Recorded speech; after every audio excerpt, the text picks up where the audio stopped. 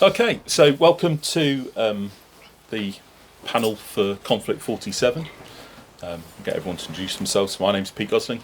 I'm head of product at Warlord Games. So the Conflikt 47 as a project falls under my remit, and I do a lot of directing and guiding and that sort of stuff. So. Yeah, hi, my name's Roger Gerish. I worked on the Conflikt 47 rulebook. I worked with Andy on Judge Dredd. Also, I was responsible for Achtung Panzer and a couple of bolt action supplements a long time ago. And I've done a few other things. Well, I'm a retired freelancer, so I've spent many years in IBM and now can actually play around with toy soldiers and have fun. So that's me. I'm John Heaney. I'm one of the main designers for the new miniatures that are going to be played in Konflikt. So, hello. I'm Dan Hewitson. I did a lot of work with editing the Konflikt rulebook and army lists and writing going forward. Cool. So that's us. So over to you for questions and stuff. So we'll just take questions from people and raise your hand and go. So you there first. So. Yeah. Obviously, going to New Edition, you have the opportunity to move to a D10 like Antares had, and like Warlord's Elseword had. Why have you stuck with the D6, given the reasons that Antares used the D10 to give it a wide range of possibilities? And this is sort of the same sort of potential, but why have you stuck with the D6? I think it was simply because, in a way, our brief, to tell you the truth, was the fact that we were to take the game, look at it, put it through, round off the jagged edges on it, and the six-sided dice was the main mechanic for bolt action, and therefore we decided, right, because we wanted to promote a little bit of compatibility so people are familiar with the two systems together and can, necessarily play their forces from bolt action within a Conflikt 47 game, it was easier and more pragmatic to use the six-sider.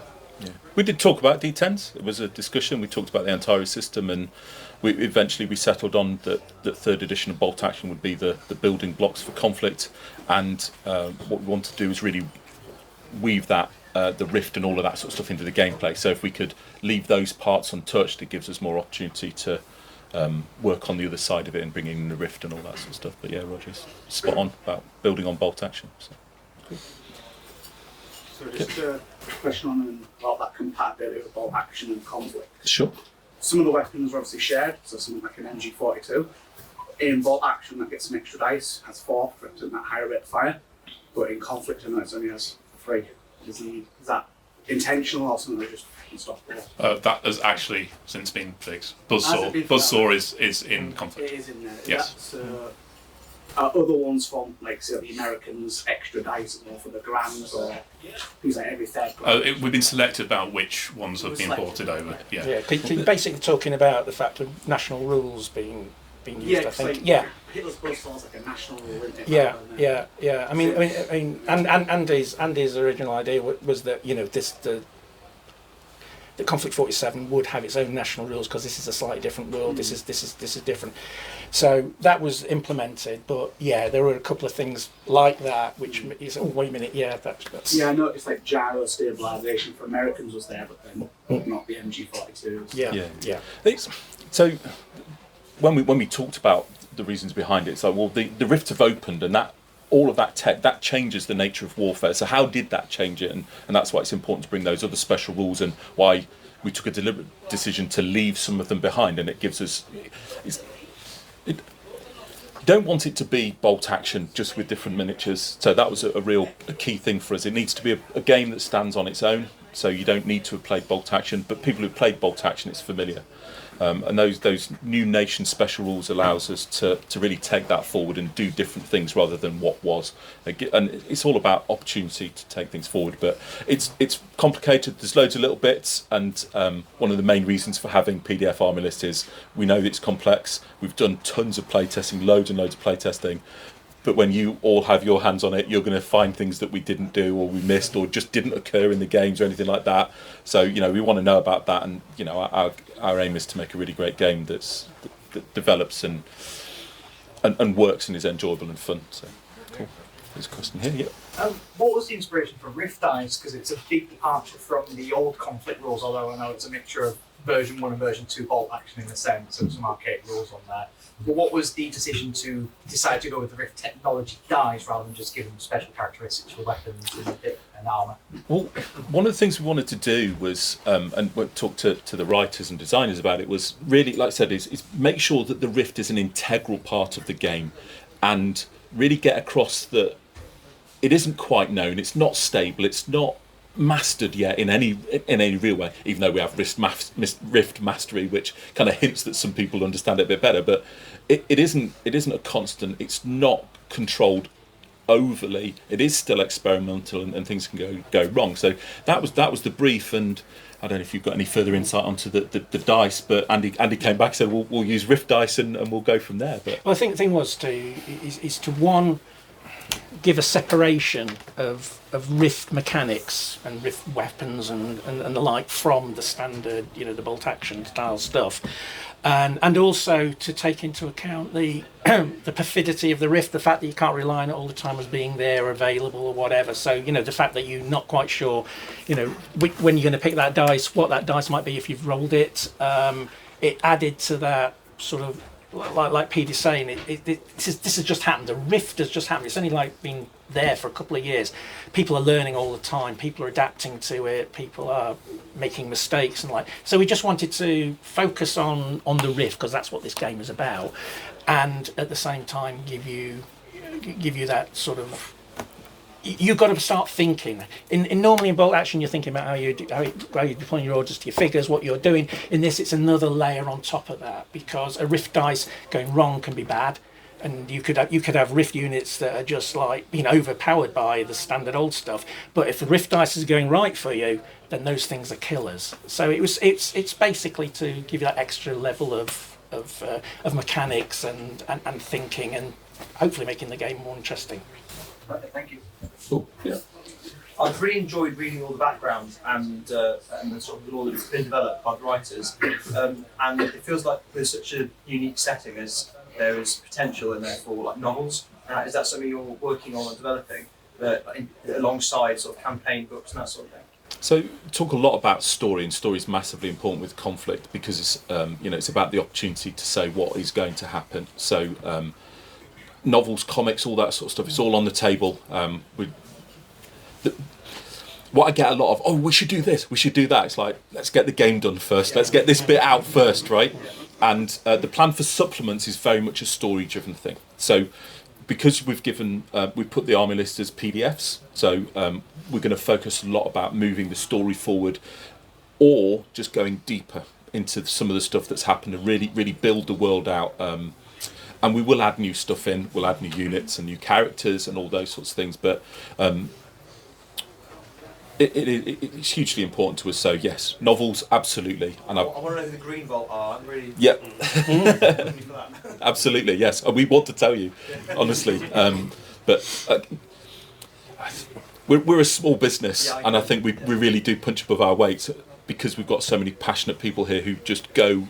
They work extra all the time to do stuff, and we've come to the end of this project, and it's great to sit here today and talk to you all about it, but we're worried about, or certainly I'm thinking about the next supplement and what we're doing in 3 years time, 5 years time. We've got we've got the plan for sort of 7 books. We've got 5 bits and then potentially 2 books that will kind of culminate the first part of this big story arc that we want to tell.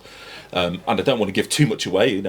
We're still developing a lot of it, and ideas and things change. So, but that story will exist through there, and then we'll look at getting people to do novels for us and things like that. But cool. Thank you.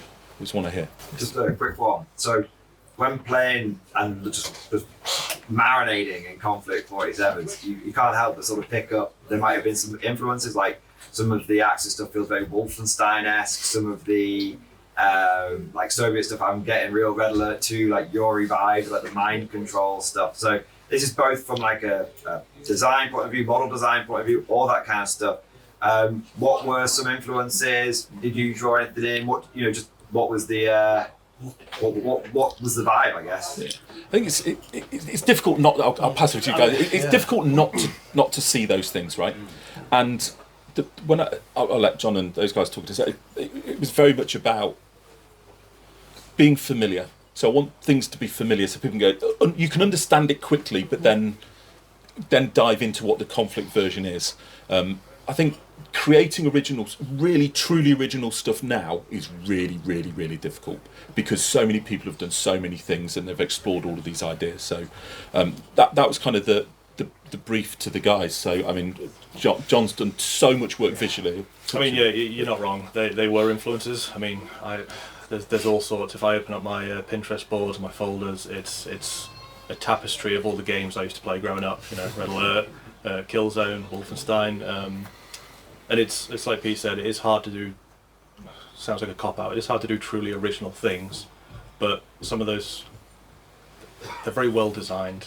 And I think when we look for ways to basically, I'll go crazy with something and then rely on Pete, the people around me to sort of rein me in. Like, oh, you know, well, you're flying a bit too close to the sun there. Oh, fair enough, we'll dial it back. Or that's a bit boring. You know, dial it up. And it's just a really organic sort of frustrating but free-form process, and we're getting pretty good results with it so far. But yeah, it's.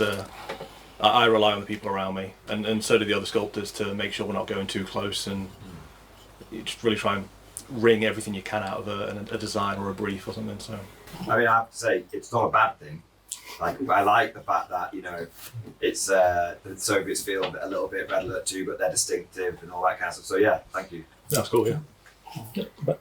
Kind of following on that inspiration aspect, because obviously with Conflict 47 units, you've had the pre-existing ones, and now you're refreshing them. How do you kind of balance that, the original design, with these kind of new refreshed things?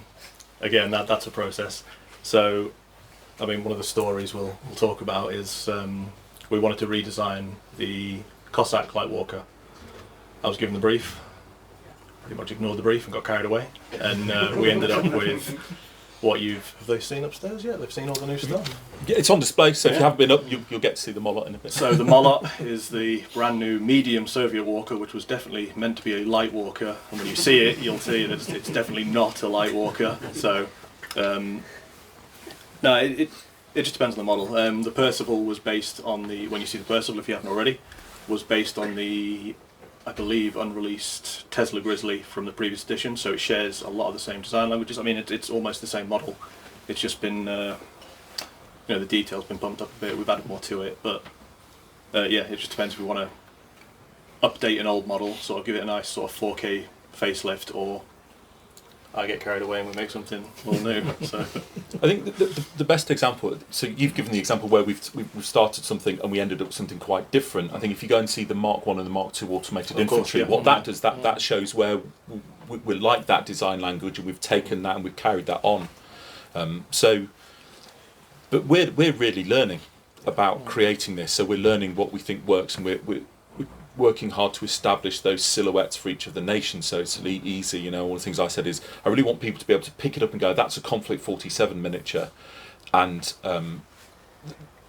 bringing people on, and it's, you know, quite young in design experience and all that sort of stuff, and we go through. So it's good to drop into those bits, but it's I think everything we do is getting better and better and better, and if what we're doing now is this good, and I love it. I'm just really excited about. I'm always excited about what they're going to do next. I get an email with, you know, from the sculptor. John will send me something, or Marco will send me something. It's like I literally stop what I'm doing. I'm like, no, everything away. I want to look at these miniatures, and it's brilliant. Cool. I'm watching. So I've got a huge German army already for Konflikt. With, you know, I've pretty much got the vast majority of the infantry sets. All the different things, so whether it's, you know, the zombies and the vampiric werewolf, all that sort of different styles they have. So I'm just wondering now, especially as the new kits have come out, and these, you know, I already had heavy armoured ones, and these are even heavier sort of armoured ones. Is anything likely to be phased out? Also, out of the original stuff, is any of it likely to be, say, upgraded to Psychar soon? Any of it have possibilities of becoming plastic kits or anything like that? So what could be the future for my army? I'm just kind of curious on. So I want to be really, really clear about this. I want everything in Sirecast or resin or plastic as quickly as possible. There's limits to how quickly we can move stuff. I wanted it all in Sirecast for launch. Just wasn't possible with the amount of resources of business. We're a small business, and we you know, to do what we've got, there's a lot of people very unhappy with me because it's putting a lot of pressure on the factory. But you know, we understand that, and I'm working really, really hard. I've got a meeting on Wednesday to get a lot more stuff signed off, different to what we're doing. But we understand. We know plastic's really important. We love plastic miniatures. Just so many more things we can do with them. But at some point we're going to have to bring something out, and then we'll do some plastic versions. And normally you'd wait a year or two to do that. But I think we're going to go through a bit where we might release something, and then the plastics might come a bit sooner. But we're doing that purely because we know people want plastics, and we don't want to make everybody wait. But probably what's going to happen is we'll have a plan. John will sit down and do it. Then he'll get a really cool idea. Then he'll show it to me, and I say, let's do a new thing entirely. And that's what happens. That's typically how things are. Yeah. So I'm the person in my local group who plays French bolt action. Yep. The poor unfortunate Oh, there we person. go. There we go. Is this a Excellent. No, I plant? like this guy.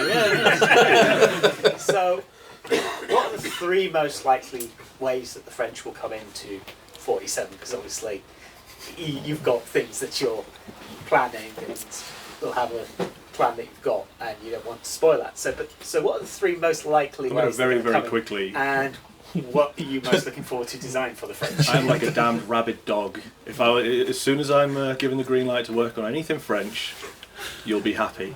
And now we'll pass it over to. So I'm going to duck. I'm going to be really honest. I'm going to duck this one because we're not there yet, really, in terms of how we do that. So our focus very much is about what we've got, how we build those first 5 out for the first part of the story. Doesn't mean we won't go there. Doesn't mean but all of the plans currently are really just focused around the factions that we've got. We've got ideas potentially to bring in other nations, and how do we do that? How do we make that work narratively, etc. But I wanted 10 factions. I think I actually wanted 12 to begin with, and then when we talked about it, it's like realistically we can only really do 5. So the Axis kind of mopped up a lot of stuff, and that's why you see Italians appear in multiple lists, because I didn't want to ruin anybody's collection of miniatures. I'll give everybody an opportunity to use the miniatures they've got in an army list, but it didn't mean that every legal army and all those sorts of things would be able to do. So the idea was, if we can make it smaller, get those bits done first, and then we'll move out. It doesn't mean that we won't say, actually, let's do a French-inspired kit that fits in another army somewhere, and we'll write a narrative in for that. But in terms of doing a French army, that's something that is quite a bit further down the road. But I appreciate you guys collaborating to bring that one up. So, going down the line, favourite unit or favourite model from the new Konflikt sets that we know about, including the ones that are almost to release, not like some of the Japanese and the British that are showing up upstairs. What's your favourite, and maybe a little bit why is it your favourite? We'll start with Dan. He's not spoken for a while. I've not spoken for a while. I'm going to go with the Mark II automated, the heavies, because that came out of this design work where that unit didn't exist until very, very recently, thanks to John. And so we went away and thought about, well, how do these things interact? And to design these synergistic rules, which means they play, if you're going to play an automated infantry platoon, very differently to any other unit. So that intrigues me. I like the Moloch. It's my favourite mech. I absolutely love it. Can't say why. I just think it's as far as it was design-wise, it was fun. It was new. We kind of established the looks for the other nations pretty early on, in the Soviets were, I think, the last really to get it and stuff. Yeah. And the Moloch's gone a long way into like really, that big Red Alert 2 heavy Russian look. I love it. It's great. Vogelspinner, the light mech that's in the starter sets. I mean, I always like the original, but the additional legs, that gave it just the right sort of scuttliness to me, and and I still see it as like a walking 2-2-2, and it just, to me, that's right, that's good. Mine is the Ursus with a hammer. He's holding it to the side. So we talked at length about how do you make something that looks intrinsically cuddly nasty. Round ears just aren't. They don't look nasty, and I think I told this story before, but we're doing, and I just pinged John a message late at night on WhatsApp, like of a bear growling, but I didn't write anything, didn't explain why I'd sent it. He was like, "What on earth was that about?" I'm like, "That's what I'm talking about. The bears, they need to look nasty." So, and he just looks there, and he just looks like he's about to. That moment before he really loses his temper, goes and smashes stuff up. So, and and I like the serum that they're injected with. So just.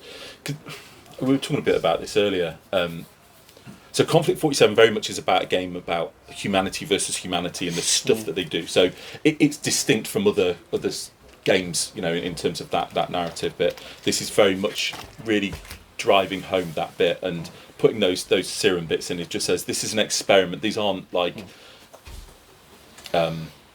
werebears that exist. The moon comes out or whatever and all that sort of stuff. It's not a fairy tale type thing. It's it's that bit, and it's those things that come together for me, and just a cracking miniature, absolutely cracking. Yeah, the term werebear is pretty much illegal at the minute. I can't stand it. So yeah. Rabbits, no. Yeah. Just Oh, sorry. ask upon about expanding the core 5 factions. Yeah. Would there be any possibly like sub-factions within those, like the US Marines for the US and the paratroopers for the British? Yeah. So that's one of the ways we will look at sort of making more factions without making more factions. So really being able to theme your armies. So I think you can get a couple out of most of them. So Axis and US, you can go all super soldier, all horror monster type things, or you go all mechanized and lean into those bits, and you have really cool themed armies like that. And I think because they'll play so sufficiently different, they will feel quite different. And because I talk about it a lot, is go and paint the whatever colour you want. Go and make up your backstory. The history part of it is a backdrop. Go and write all that stuff. So you can end up with really cool, unique armies that you can create the background for, and why they're painted the colour they're painted, and give them all names and all that sort of stuff. And yeah, so I think it's a good way. Is it? Any more to add on that? I don't know. I've got one of my walkers is painted bright crimson red. It's just like basically the Red Baron type thing, because sort of thinking in terms of, well, one, as Pete says, just let your imagination go wild on this, because no one's dictating to you what that camouflage should be, because this is now a totally different world. So whatever suits you or your game, you use. For me, it was like, well, everybody's sort of got some sort of like inherent infrared ability. Camouflage isn't quite as important because you might be sniffed out by something rather than seen by it. So, a bright red mech, with a Baron in that, it's inspiring. And the game's all about fear, and it's all about intimidation, and let me appear in my big bright red thing. I might be a target, but you're going to be scared of me. Cool. Thank you. Are we likely to see conflict in the other games? So things like Blood Red Skies, are we going to have K-47 flyers? So, yes. However, I refer back to my previous comment. We've got a 7-book plan of the story and all of those other things. So it's not a case of if, it's a case of when we do that stuff. It's, we know that people want it, we want it, but what... Somebody was trying to push to do that before we got the main game out. It's like let's just get the right pacing and stuff. And if it carries on as being popular as it is, and it feels really positive, having worked on this with these guys for so long, I'm really excited about it.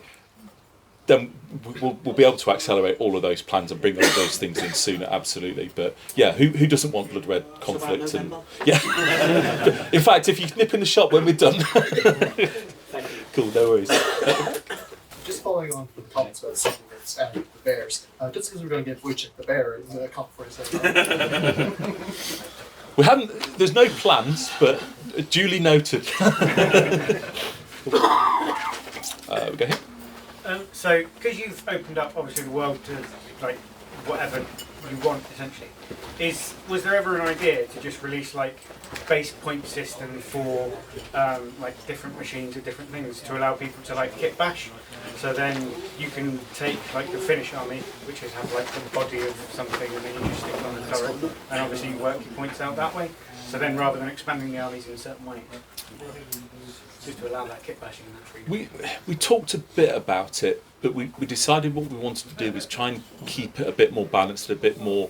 So the creativity, you can go and do that, but you say this counts as a Percival, this counts as a Molot, and do that sort of stuff, and it just allows us to make sure things are a bit more balanced all the time. And but also when you turn up for a game, you can look at something and you go, that's a Molot, I know what that does, and it just allows that side of things. But yeah, we prodded at the idea because I see people saying create your own heroes, and there's a lot of the hero stuff. There's heroes and named characters, and those two things are going to be really important. The named characters are very much going to be supplement story-driven things.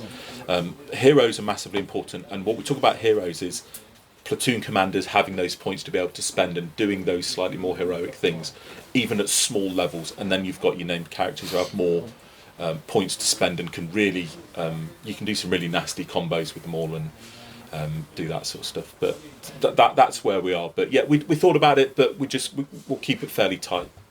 Yeah. Cool. I will come back to you. Just a couple of new people. Yeah. Yeah. Is there any plans for like a modular kit of hero commanders sort of things? Like...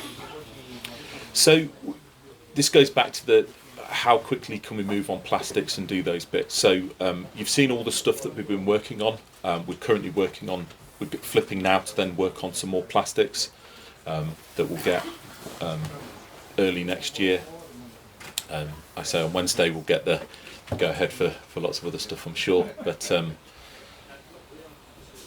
we talked about how we do that and going back, looking at kits that we've liked previously, and you go, here's a body, here's some legs, and here's 4 arms that do various things and a couple of heads. And part of the reason we give you all the heads on the other things is know that you'll end up with this collection of parts.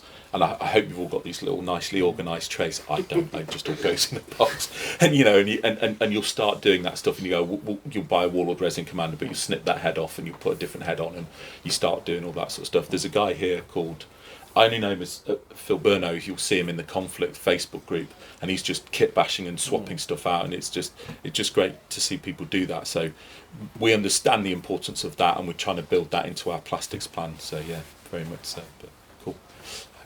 You talked about the importance of the design language, like each faction having its own visual design language. I think that's bled through really well into the rules with the faction rules. And then the lore on top of that. I'm just wondering which bit came first. So did you look at the old miniatures and go, right, this is how this is going to play, or did you come with an idea for an army rule, or was it a bit of lore and then it all built from there? I think everything's been a bit different, hasn't it? It's been a real crazy blend of chicken egg moments. Yeah.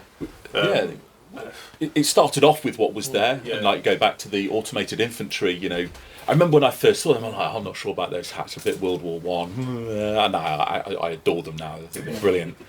But then there's other things where we just didn't feel that the language was quite there. I think the Cossack, which is why I kind of was really happy we went down the Molot design sort of thing.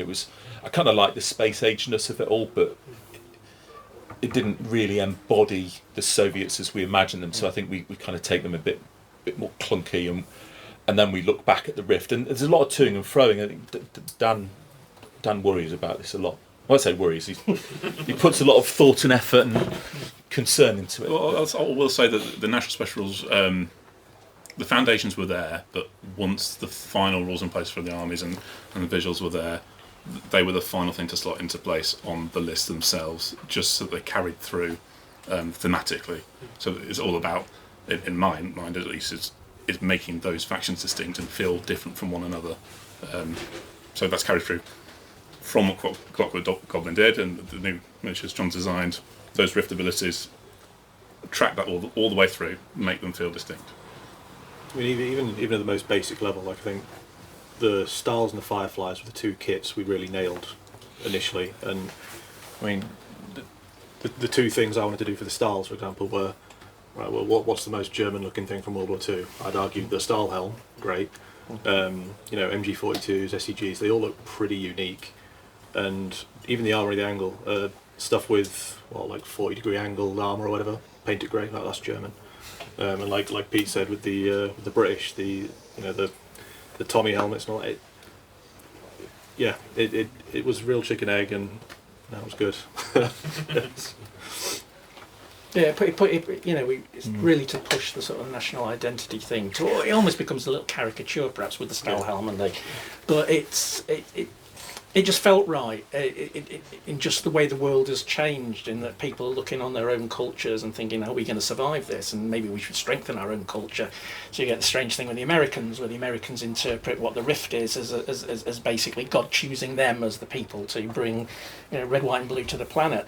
The Russians have been delving around in this for years and years and years. It goes back to the Rasputin and the blood of Rasputin and the Tunguska meteorites and things like that. If you go back and look at Russian folklore and stuff, there's a lot of stuff that that links in there. With the British, it was the AI side of things, Alan Turing, those real technological advances that the British made. With Germans, well, we already had the army in there, but we wanted to change it around into a sort of more mythical type background. So that came in there. I mean, the whole in reality, we've sort of looked at it from almost like 500 years ago. We've actually got the point where we think things start to change, because it's not our world. Because even in just the timeline of World War II, you get things like Battle of Midway is taking place in 1943. The Germans actually survived Stalingrad. And why on earth is the atomic bomb being produced 18 months earlier than it should be? You will not believe the richness of some of the stuff that's there in the background of this. And this is one of the really fun parts we had in the design element of the game, of the fluff or the colour text or whatever, was just using it as a sandbox and saying, well, supposing this, supposing that, and potentially sometimes the most outrageous was the best way of doing it. But it's just to say that there was a plan that was started 500 years ago, and it's just come to fruition in 1947, and who knows where it goes. When you get to what I'll call phase 2, so after your first 7 books, would you be thinking about bringing forth a faction for whatever's on the other side of the rift? That assumes something is on the other side of the rift.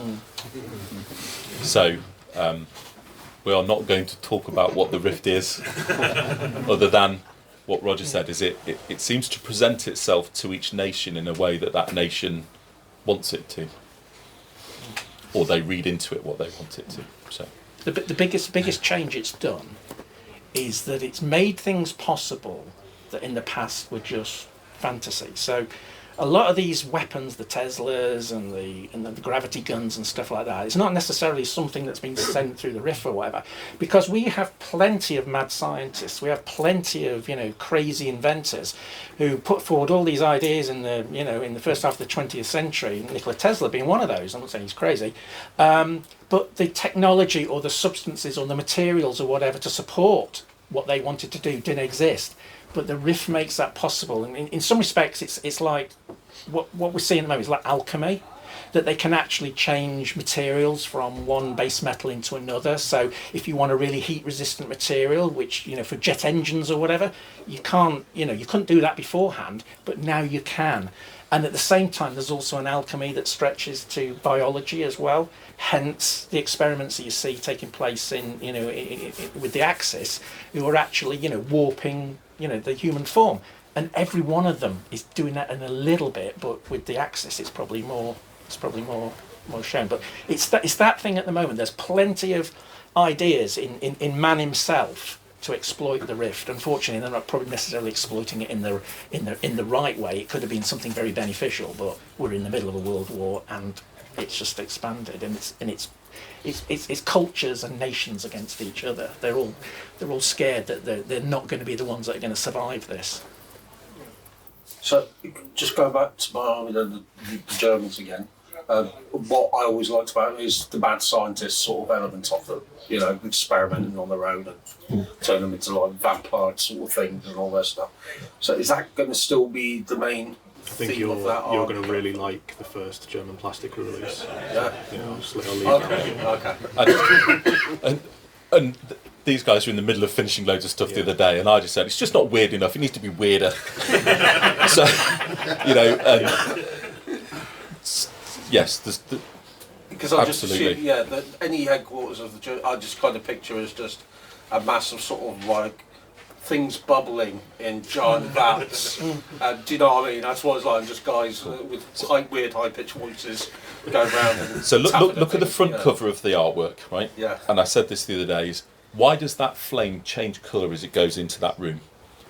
And why is that room glowing a weird green, right?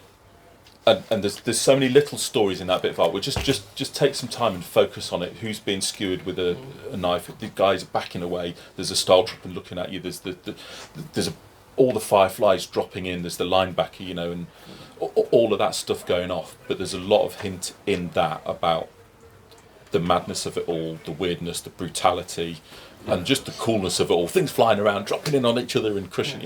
It's. Steph did an absolutely amazing job of that, and working with somebody that got it that quickly and understood it and delivered that, it was just phenomenal. So yes, enjoy the weirdness of it all. So Fantastic. I think there was a question here. What sort of game size is this pitched at now? What were you playtesting it? So 1,500 points. Settled at 1,500 as the standard, but that was play tested. It went up and down. At one point, it was as low as 1,000. Yeah. But as you've seen in the list, if you read them, conflict units are much more expensive than bolt action equivalents. So it's a 50% increase from what we said in bolt action base in third edition bolt action. So just to let you take those units. I think you could easily play a 2,000 point game. You get that done in an evening as well. I think it plays quickly. It's brutal. Things can die really easily, and other things will not, and it feels different every time. And and to go back to what we were talking about, the rift is that can make such a huge difference as well. You get 3 surging dice. Suddenly, you all chips are down for you. Do you know what I mean? And you go and you can go all in and destroy stuff. But yeah. Did you find that the Rift Dice accelerated the game speed?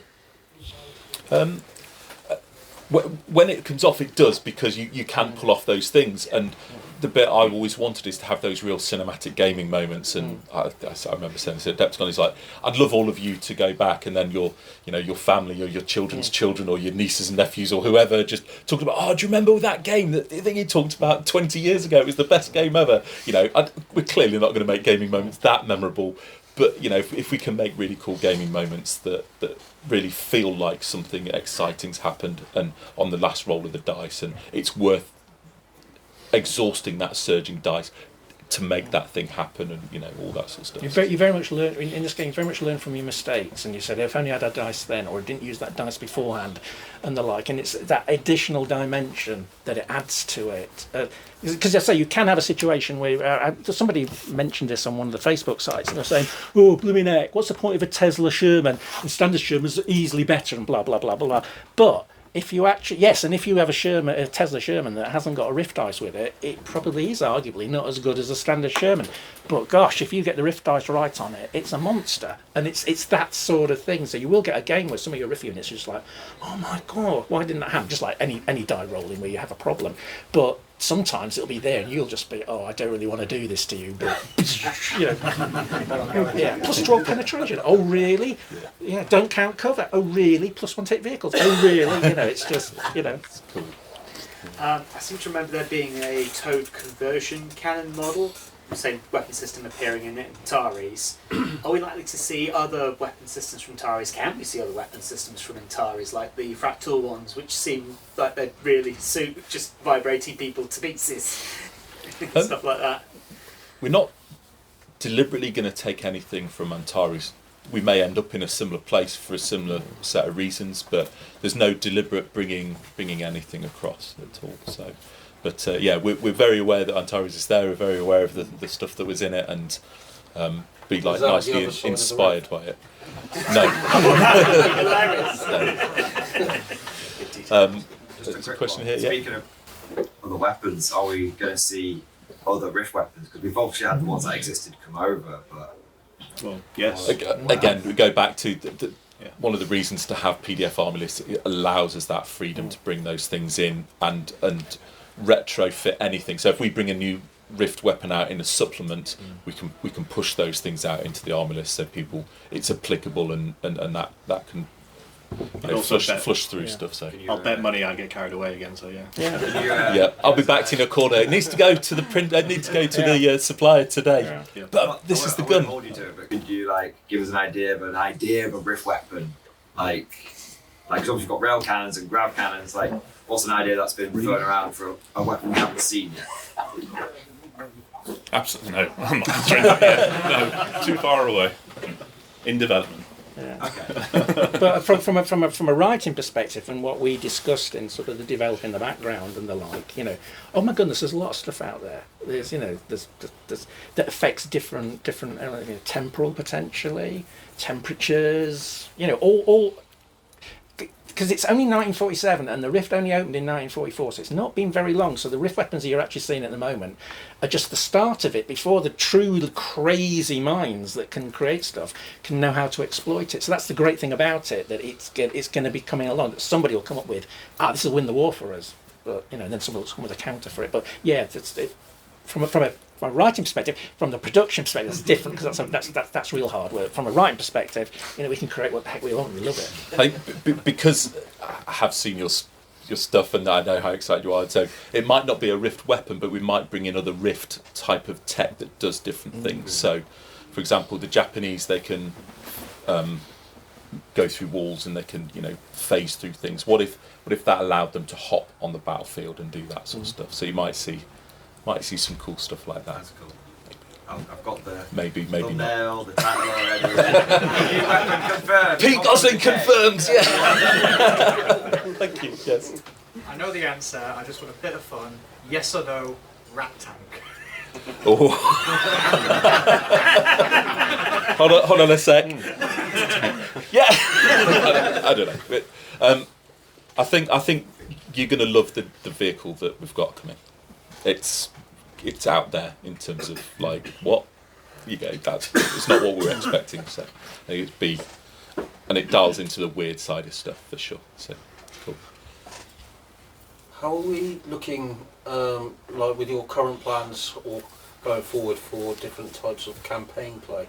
Like, are you thinking more leagues or like world with areas that you could take? How are you thinking of writing up future campaigns? Now we've got the main game there, we've got the army lists, so we've got that solid base to work on, and we want to push it in two ways really. Is how do we do the narrative campaign work? So going back to the whole story thing, so that's hugely important for us, and produce a system. So we've got things like combined arms and those bits, and what's right for conflict, and how do we help people build those narrative campaigns? And we might go a little bit smaller in. We might talk about so rather than doing like the world and nations moving around, that sort of stuff, we might zoom in a little bit more. We talk about fighting areas and controlling points and all those sorts of bits. Probably not. I don't know how familiar you are with Vanguard. So Vanguard's got some interesting control and that sort of stuff in it. But also organised play. Organised play is massively important. So we need to be able to connect people with other people that play. I think running events, running tournaments, running campaign weekends, all that sort of stuff is setting those things up and getting people together to play. And you can go and have that weekend away. And certainly like in North America, which it's hard to understand how far apart everybody is, and when you've got you're trying to build a smaller game up and make sure that you connect those people. So there's a couple of people joined the business recently who are going to work on helping us develop that. They've got really strong connections and really strong backgrounds in specifically those things in terms of the organised play. I think between us and some of the other creative writers and other bits, we've got some really solid ideas for how we take narrative play forward as well. Yeah, because I'm currently halfway through at my gaming club. I'm running a Trench Crusade campaign at the moment, but that should be getting wrapped up about January-ish, and I'm really hoping to take this game to it. So I wasn't sure if there could be a scenario of like, say for example, some random island in the Pacific, some rift is opened there, and then therefore different nations rush into it, and how it could be like an occupy area. Remember, like how the old wartime campaigns used to work. You know, you get certain perks for having different areas of the map, fighting one another that way or something like that. Well, that's the challenge, because Mordheim and Trench Crusade, they're zoomed right in, so that's like 10, 12 man games, real skirmish level stuff, and whoever's going to ask the next question, yes, we will do a skirmish version. I promise you. We want to do it, we want to play like that. Partly because I can't ever finish an army, I flit around too much, so it'd be good to do a small group. But yeah, how do we get that to work in a conflict level game? That's the next bit that we want to work on. So we might say we're fighting over England, or we might say France, or that's how we get the French. But yeah, so rather than the world, we just get that balance right. So. It might be, you know, whereas it's not so much territorial.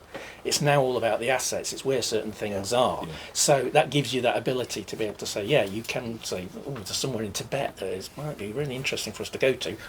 Suddenly everybody wants to go there. So those type of games, yeah, certainly. At the back here.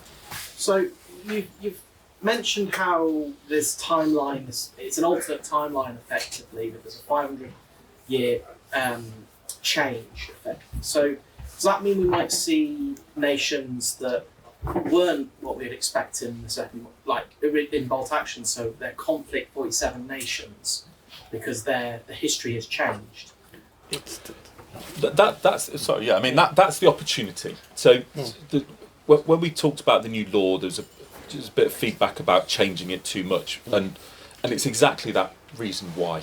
So happy to do that, so that, you know, Roger and Andy and Dan and those and John can go off and create stuff and go, it's a really cool idea about this thing, and putting the axis together kind of gives us a bit of an opportunity just to push it together and then potentially bring that out later and dive deeper into various bits of it. But it's absolutely about that. It's about giving us a great universe to go and build those stories and go forward and appreciate that it's still 1940s kind of design style, and there's some World War II-ness in it, but it's all about what we can go and do and create new stuff off the back of it. It's exactly that.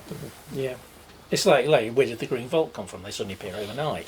There's no reason why the same sort of thing can't sort of happen, because we are dealing in a much even it's not so much just the alternate timeline, but in a way the world itself is very different.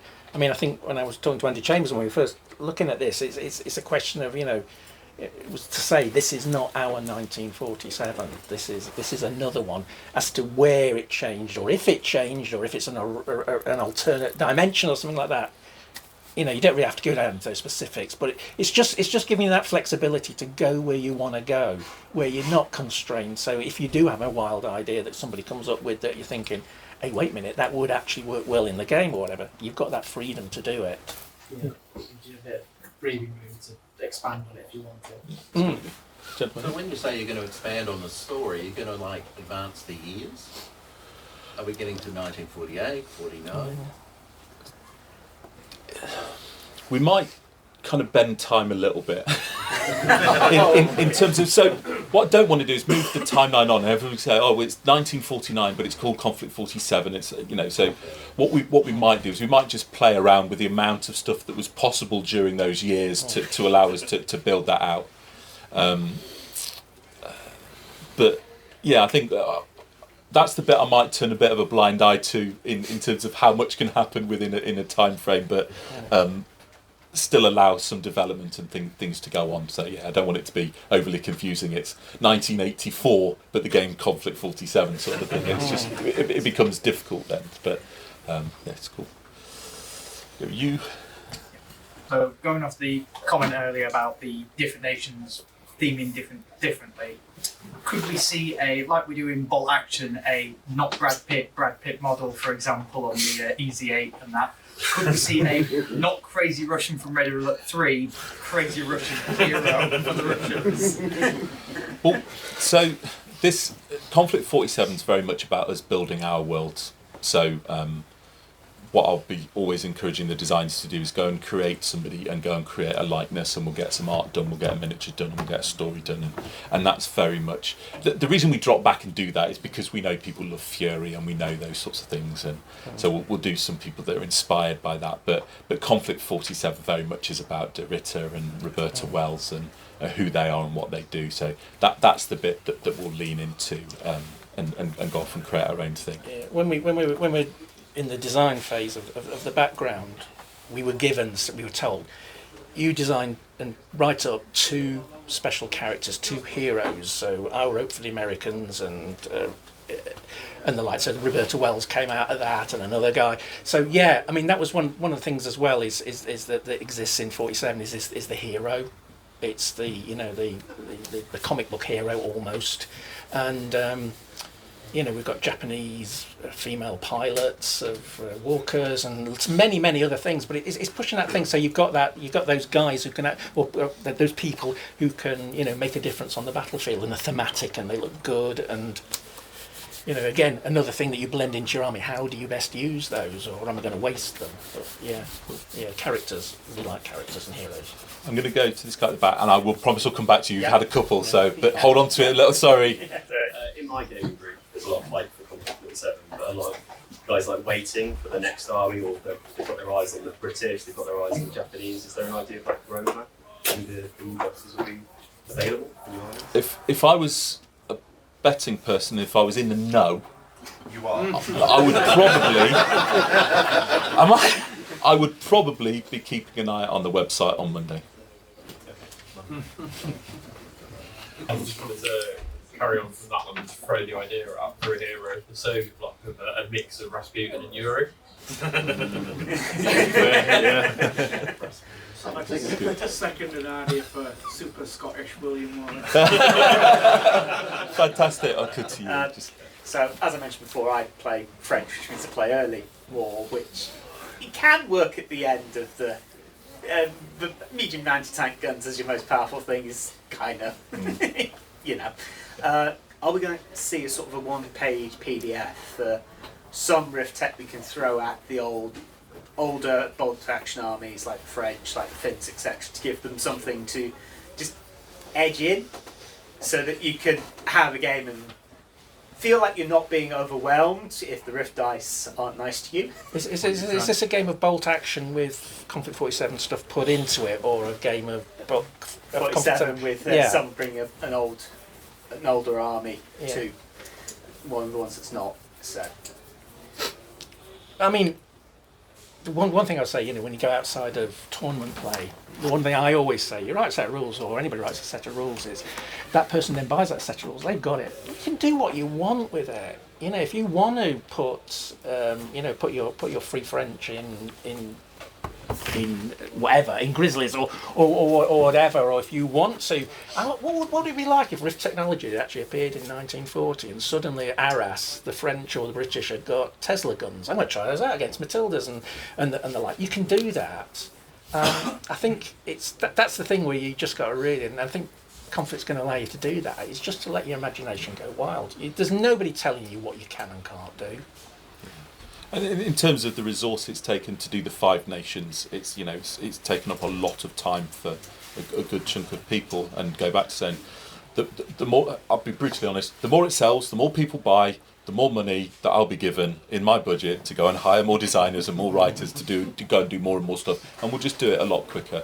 But don't think the ambition isn't there to do it. We're just trying to cut our cloth to make sure that what we do is good, and 5 was a good number.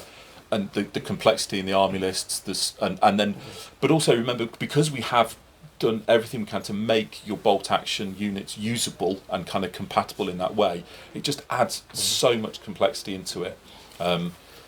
So bear with us. We understand it. We hear that, and we want to do those things, but we've had to dial back the scope of the project to make sure it was delivered on time, and we've got something really, really good. And I'm hugely proud of it, hugely proud of all the work that everybody's done, not just these guys. There's a lot of people worked on that. And what I will say is, I do speak to the guys at Clockwork Goblin. They keep saying that, that they love what we're doing, and that's massive. But we wouldn't have what we've got without the work that they've done. So it's, we are standing on the shoulders of giants in that kind of sense. So cool. I'm just curious because it's clear that you really care about the whole game, the lore and everything, which is great. And there's so many little tidbits that jumped out at me as I was reading the PDFs, like the Brits using the war dogs as kind of a last resort, and them being seen as both a blessing and a curse. I was just wondering, what's your favourite like little tidbit that's in the new edition that's just stuck with you as it's been written?